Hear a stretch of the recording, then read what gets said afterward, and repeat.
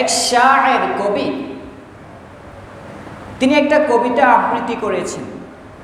তিনি বলছেন, আদমিয়া দাদাই বা গম মুসলমা কর দাই,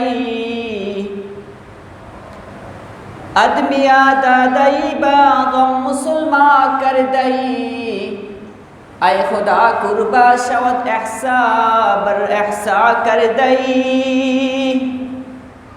আয় খুদা কুরবা শাওত এহসা বর এহসা কর দাই। কবি বলছেন,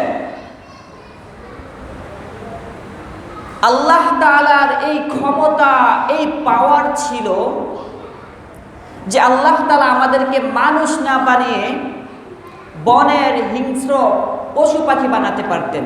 পারতেন না? অফকোর্স পারতেন। কবি বলেন, আল্লাহ আমাদেরকে মানুষ বানিয়েছেন, এরপর আল্লাহ তাআলা চাইলে আমাকে মুসলিম পরিবারে জন্মগ্রহণ না করে একটা ইহুদির ঘরে আমার জন্ম হতে পারত, খ্রিস্টানের ঘরে আমার জন্ম হতে পারত, একজন হিন্দুর ঘরে আমার জন্ম হতে পারত, চিরজীবনের জন্য রবকে ভুলে যেতাম। কবি বলেন, আল্লাহ তো মানুষ বানিয়েছেন আমাকে, দেন একটা মুসলিম পরিবারে আমাকে জন্ম দিয়েছেন, ইমানের মতো দৌলত আমি পেয়েছি। আয় খুদা কুরবা শাওত এহসা বর এহসা কর দাই, আয় আল্লাহ আমার জীবন আপনার উপর উৎসর্গ, কারণ আপনি আমার উপর অনুগ্রহের উপর অনুগ্রহ করেছেন।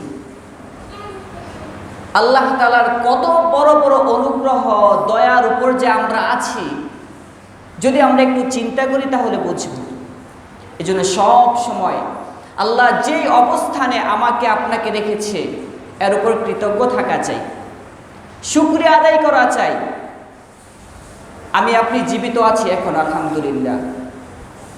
আমার থেকে বয়সে কত মানুষ কবরে চলে গেছে, এটা অনেক বড় শুকরিয়ার বিষয়।